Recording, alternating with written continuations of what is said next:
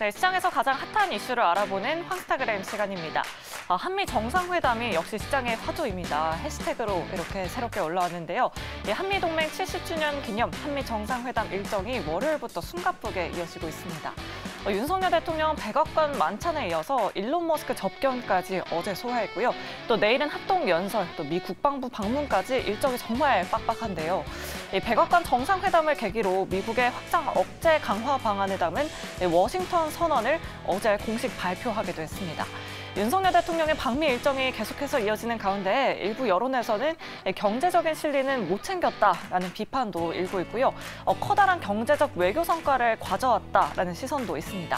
자, 과연 우리는 한미 정상회담 어떻게 평가를 해야 할지 오늘 이 시간 통해서 자세하게 이야기 나눠보도록 하겠습니다. 자, 그럼 오늘의 주제 먼저 확인하면서 황스타그램 지금 바로 시작하겠습니다.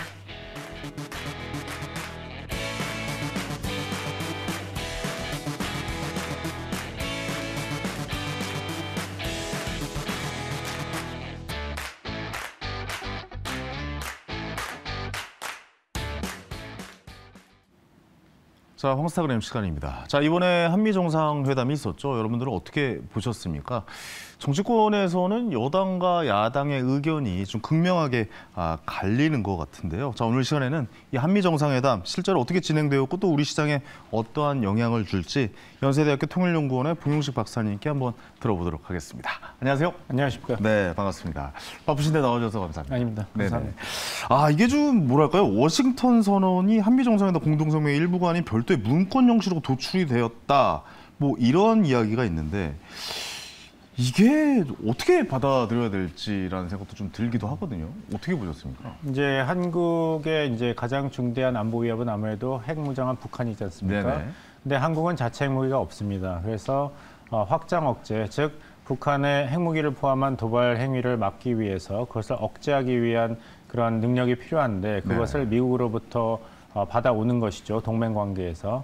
그래서 핵 우산은 미국이 핵무기를 통해서 한국의 안보를 지켜주겠다는 공약이고 확장 억제는 핵무기를 포함해서 재래식 무기까지 동원해서 한국에게 확장 억제를 제공하겠다 이런 공약입니다. 네네. 그래서 모든 가용한 전략 자산을 동원해서 한국에게 확장 억제를 제공하겠다는 것이 2021년 문재인 대통령과 바이든 대통령 정상회담 공동선언문에도 나왔고 2022년 윤석열 대통령과 바이든 대통령의 정상회담 공동선언문에도 명시됐지만 네네. 이번에는 그런 것이 별도 문건으로 워싱턴 선언으로 나왔습니다. 그만큼 한국에 대한 확장 억제 제공 공약을 미국이 대단히 최고 수준으로 진지하게 고려하고 있다는 것을 이제 공동 선언한 것인데 한 가지 이제 한국의 자체 핵무장이라든지 미국의 전술핵을 한반도에 재도입하는 결정을 이번 국빈 방문에 기대하셨던 소위 안보 강경론자 보수주의자 입장에서는 많이 실망스러운 결과입니다. 왜냐하면 워싱턴 선언에서는 한국이 NPT 핵 비확산 조약에 계속 머무르겠다는 약속을 했습니다. 그리고 미국은 전술핵 배치를 안 한다 이런 명시적인 문구도 들어갔기 때문에 한국이 자체 핵무장을 하고 또 미국의 전술핵 재도입을 기대했던 분들께는 이번 워싱턴 선언은 사실 일부 후퇴한 그런 측면이 있습니다. 어떻게 보세요? 더 좀 강력한 게 나왔으면 좋았다라고 생각을 하십니까? 미국 입장에서는 더 강력한 수단을 동원해서 상시 배치에 준하는 미국의 핵 전략 무기를 한반도에 전개한다. 그것이 뭐냐면은 이제는 폭격기와 미사일이 아니라 SSBN, 그 오하이오급 세계에서 세 번째로 큰 핵 잠수함입니다. 여기서 SS는 Strategic Submarine, 그리고 즉 핵 추진 잠수함을 이야기하고 B는 Ballistic 탄도미사일을 탑재한 N은 그 탄도미사일이 핵 탄도미사일입니다. 미국이 14척을 가지고 있는데 그것을 한반도 근해에 전개하겠다. 따라서 북한에 대해서 확장 억제에 그 압박을 더 가중한다는 그런 약속은 했습니다. 그러니까 이제 보기에 따라서는 이것이 성과가 있느냐 없느냐는 달리게 되겠고 아무래도 안보 문제가 이제 정파적인 논란에서 자유롭진 않죠. 아무래도 이제 진보 진영에서는 부족하다. 미국한테 너무 많은 양보를 했고 이것밖에 못 얻어왔냐 얘기할 것이고 윤석열을 지지하는 측에서는 이것도 큰 성과다. 핵 잠수함까지도 동원을 약속했으니까요. 그래서 이제 보는 눈이 갈리는데 결국에는 이제 시간이 말해주겠죠. 네네. 과연 어떻게 뭐 의견이 갈리고는 있지만 이제 시간이 지나서 어떻게 좀 평가가 될지는 좀 지켜봐야 될 것 같습니다. 자, 경제 얘기를 안 할 수가 없습니다. 이번에 뭐 넷플릭스 회장도 만나서 뭐 문화 콘텐츠에 대한 이야기도 했고, 또 일론 머스크도 만나서 뭐 이런 어떤 투자에 대한 뭐 기가팩토리를 우리나라에 유치하겠다 뭐 이런 이야기도 좀 나온 것 같은데, 함께 미국 방문한 기업들이 어떤 일정을 소화했고 또 투자 내용 뭐 이런 것도 좀 한번 좀 짚어주시면 좋을 것 같아요. 바이든 대통령이 그 윤석열 대통령과의 이제 정상회담 그리고 국빈 방문을 앞두고 전격적으로 나는 재선 출마를 하겠다 선언을 했죠. 네네. 그러면서 강조한 것이 나는 끝나지 않은 임무를 완수하기 위해서 재출마한다.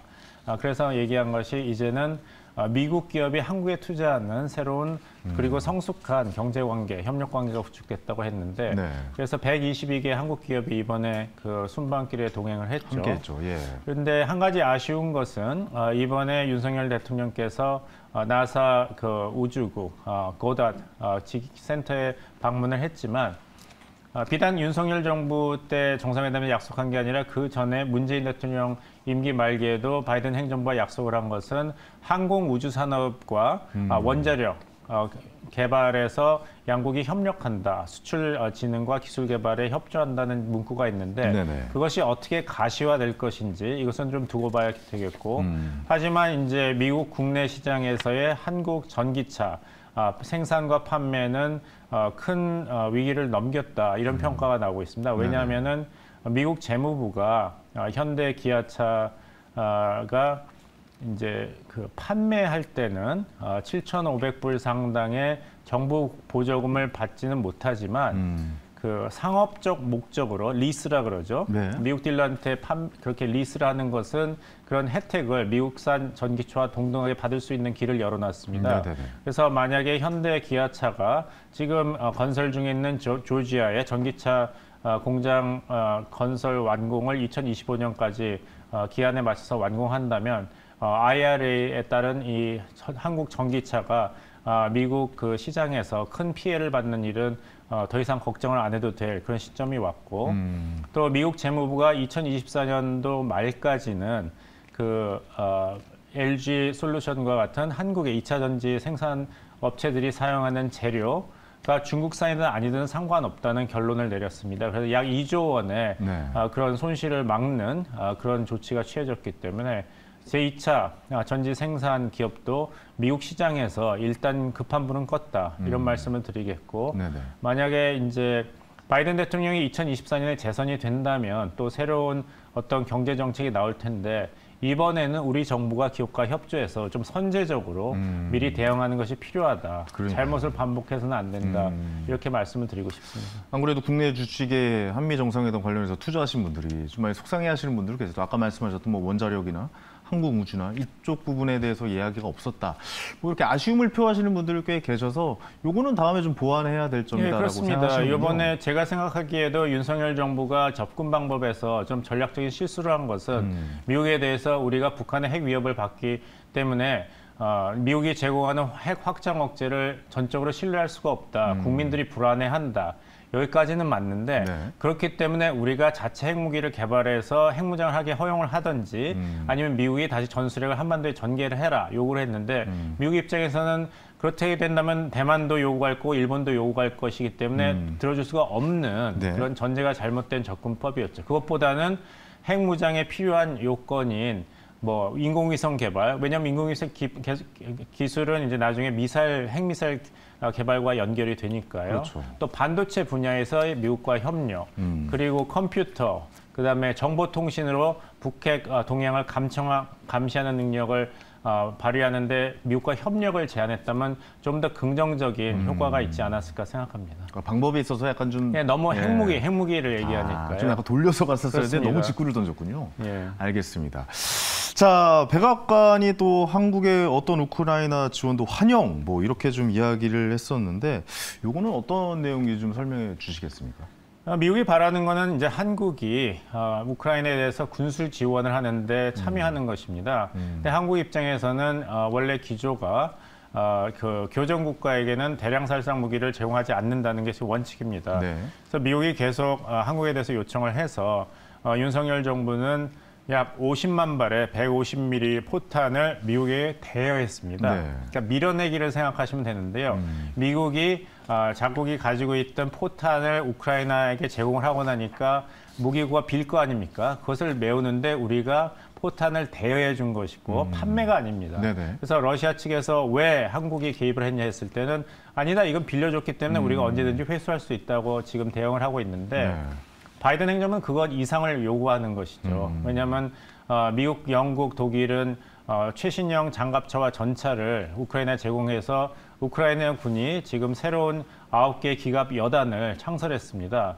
그래서 아마 이번 여름이 우크라이나 전쟁의 그 운명을 좌우하는 그런 시점이 될 것 같은데 아마 네네. 투자자분 입장에서도 이번 여름을 주목하셔야 될 것이 바이든 대통령이 출마를 선언했습니다. 네. 내년 11월까지 미국 경제를 첫째는 보호해야 되죠.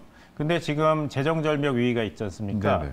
그중에 하나가 우크라이나에 대해서 미국이 엄청난 재정과 군수 지원을 하기 때문에 부담이 큰 것이거든요. 그러니까 미국 입장에서도 언제까지 우크라이나에게 백주수표를 줄 것이냐 이런 비판이 공화당을 통해서 나오고 있습니다. 네네. 그래서 이번 여름에 전세가 우크라이나에게 유리하게 전개가 돼서 러시아와 우크라이나 간의 정전이 가시화된다면은 바이든 행정부로서도 미국 경제를 살리는데 한숨을 돌릴 테지만 만약 우크라이나 전쟁이 장기화가 된다면 이런 전차라든지 재정 지원에도 불구하고 바이든 행정부는 제2 아프가니스탄 전쟁과 같은 이제 악몽이 시작되는 것이죠. 네.